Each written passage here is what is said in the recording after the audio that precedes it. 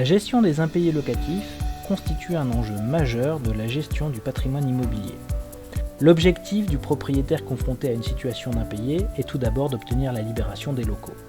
Mais il doit également chercher à obtenir un paiement total ou partiel des loyers impayés. Pour obtenir la libération des locaux, le propriétaire doit d'abord faire résilier le bail en 3 étapes. D'abord en délivrant un commandement de payer, puis 2 mois plus tard en assignant le locataire en justice, jusqu'à obtenir enfin un jugement ou une ordonnance qui constate la résiliation du bail.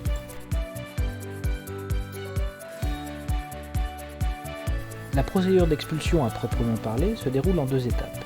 Il y a d'abord une étape qu'on peut qualifier d'amiable, où il est délivré au locataire un commandement de quitter les lieux. Le locataire dispose alors d'un délai de 2 mois pour quitter les lieux de lui-même. Si le locataire refuse de quitter les lieux à l'issue du délai de 2 mois, l'huissier peut alors procéder par voie d'expulsion forcée.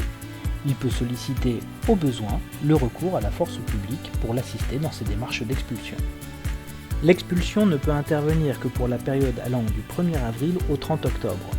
Du 1er novembre au 31 mars de chaque année, les expulsions sont suspendues, c'est la trêve hivernale. Plusieurs voies d'exécution s'offrent aux propriétaires pour obtenir un paiement. La plus appropriée est bien souvent la saisie des rémunérations. Une requête doit être adressée en ce sens au juge du contentieux de la protection. Il est nécessaire à ce stade de connaître l'identité de l'employeur qui verse les rémunérations que l'on souhaite saisir.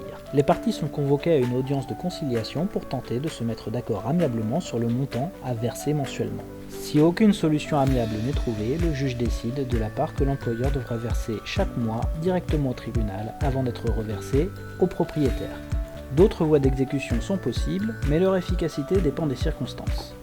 Un huissier peut pratiquer une saisie sur un compte bancaire, mais à condition qu'il existe une provision suffisante sur le compte.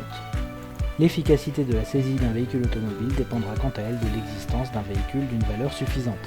En toute hypothèse, il demeure important de réagir dès les premiers impayés et de se faire assister aux besoins. La situation peut être anticipée dès la signature du bail en souscrivant à une garantie des loyers impayés ou à une protection juridique.